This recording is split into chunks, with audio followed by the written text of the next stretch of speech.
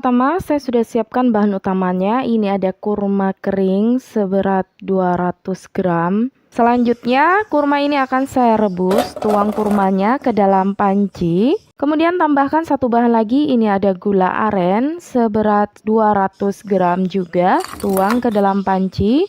Lalu tambahkan 800 ml air. Ini ada 1 liter ya, tapi ini akan saya tuang bertahap. Untuk merebus ini saya tuang 800 ml saja. Kemudian sisanya yang 200 ml akan saya tuang nanti. Oke, ini sisa airnya disisihkan dulu. Selanjutnya, nyalakan api kompor dan masak dengan api yang sedang saja. Jadi, untuk kurmanya ini kita masak cukup sampai mendidih saja airnya. Tidak perlu terlalu lama direbus.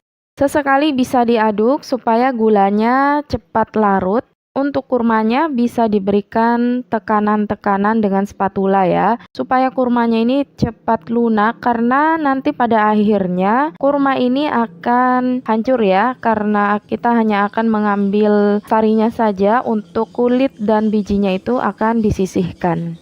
Selain dengan cara direbus seperti ini, kurmanya bisa di blender, tapi sebelum di blender dipisahkan dulu dari bijinya ya. Kurmanya sudah terlihat lunak dan airnya juga sudah mendidih seperti ini. Sekarang api kompornya bisa dimatikan saja. Jadi untuk merebus ini tidak perlu terlalu lama ya, cukup sampai mendidih saja seperti ini dan kurmanya sudah terlihat lunak. Selanjutnya, setelah api kompor dimatikan, kurma ini tetap terus diaduk sampai terpisah ya antara kulit, daging, dan juga bijinya. Kurmanya diaduk-aduk terus sampai terpisah ya, bijinya, kulitnya, dan dagingnya itu larut dalam air gula. Seperti ini ya teman-teman, ini terus diaduk terus. Kalau menggunakan blender memang lebih cepat, tapi kita harus pisahkan ya antara biji dan daging kurmanya. Dagingnya itu di blender dengan air juga. Oke, ini kurmanya sudah terlihat lumat ya. Ini sudah mulai berampas seperti ini. Air kurmanya ini sudah bisa disaring. Siapkan panci untuk merebus. Kemudian saring air kurmanya.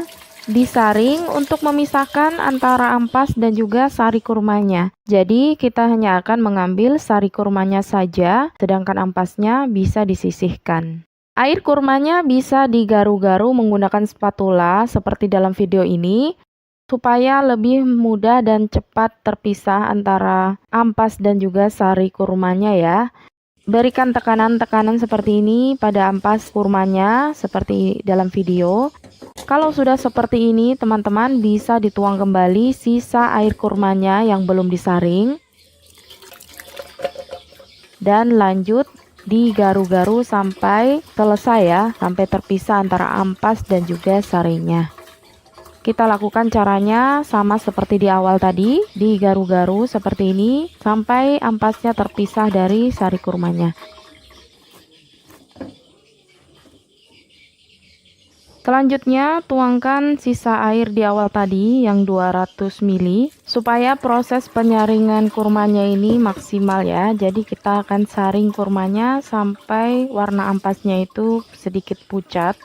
Oke, ampas kurmanya ini sudah terlihat pucat. Selanjutnya, ampasnya dan bijinya bisa disisihkan. Bahan selanjutnya yang akan ditambahkan ada 900 ml susu full cream cair. Tuang susu full creamnya ke dalam panci bersama dengan air kurma. Bisa menggunakan merek lain ya. Bahan selanjutnya ada susu steril. Saya menggunakan merek ini, bisa menggunakan merek lain juga. Ini opsional ya. Susu steril ini bisa diganti dengan menggunakan susu evaporasi. Aduk sebentar semua bahan dalam panci ini.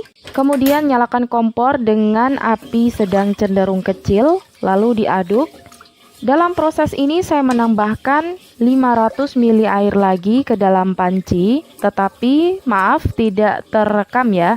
Jadi total air bersih yang digunakan dalam satu resep ini ada 1500 ml atau 1,5 liter air bersih ya. Kemudian ditambahkan dengan 900 ml susu cair full cream tadi, lalu ditambah lagi dengan 200 ml susu steril. Jadi dalam satu resep ini akan menghasilkan 2600 ml susu kurma. Tetapi setelah saya icip-icip, susu kurmanya ini masih terlalu manis. Ini menurut saya ya. Kalau teman-teman suka dengan tingkat kemanisan yang sedang, bisa ditambahkan lagi dengan air bersih atau bisa ditambahkan lagi dengan 900 ml susu full cream cair lagi ya. Jadi nanti dapat creaminya dan juga dapat manisnya yang pas. Oke teman-teman, jadi ini tadi sudah saya rebus, cukup sampai mendidih sebentar saja, tidak usah terlalu lama. Kalau sudah mendidih sebentar, matikan kompor, lalu tetap lanjut diaduk-aduk untuk mengurangi uap panasnya ya. Nanti kalau sudah dingin atau hangat-hangat kuku, bisa dimasukkan ke dalam botol atau dikemas ya, sesuai dengan selera. Oke, ini kita diamkan dulu sampai suhunya turun atau hangat kuku ya. Alhamdulillah, ini dia susu kurmanya sudah jadi. Dalam satu resep ini menghasilkan 2600 ml susu kurma ya. Kalau setelah dirasa atau diicip rasanya masih terlalu manis, bisa ditambahkan lagi dengan 900 ml susu full cream. Kalau kita kemas dalam botol ukuran 200 ml, maka dalam satu resep ini bisa menghasilkan 13 botol susu kurma ya teman-teman. Dan per botolnya dijual dengan harga 15.000, maka hasilnya adalah 195.000. Kemudian dikurangi dengan modal 40.000, maka dalam satu resep ini bisa mendapatkan keuntungan sebesar 155.000. Untuk rincian harga bahannya akan saya tulis di kolom deskripsi. Oh iya, hampir lupa. Untuk penyimpanannya supaya awet, setelah dikemas ke dalam botol plastik, bisa dimasukkan ke dalam freezer. Di dalam freezer bisa bertahan sampai 6 bulan ya, teman-teman. Kalau mau dimasukkan ke dalam freezer, sebaiknya menggunakan botol plastik ya. Tapi kalau untuk segera dikonsumsi, bisa menggunakan botol kaca, tapi jangan dimasukkan ke dalam freezer karena rawan pecah. Oke teman-teman, selamat mencoba membuat susu kurma. Mudah ya caranya, tapi kalau ingin cara yang lebih mudah lagi dan cepat, bisa menggunakan teknik kurmanya di blender. Jadi dengan teknik di blender itu, kurmanya tidak melalui banyak proses perebusan atau pemanasan. Oke, kalau ada pertanyaan seputar susu kurma ini, silahkan tanyakan di kolom komentar ya.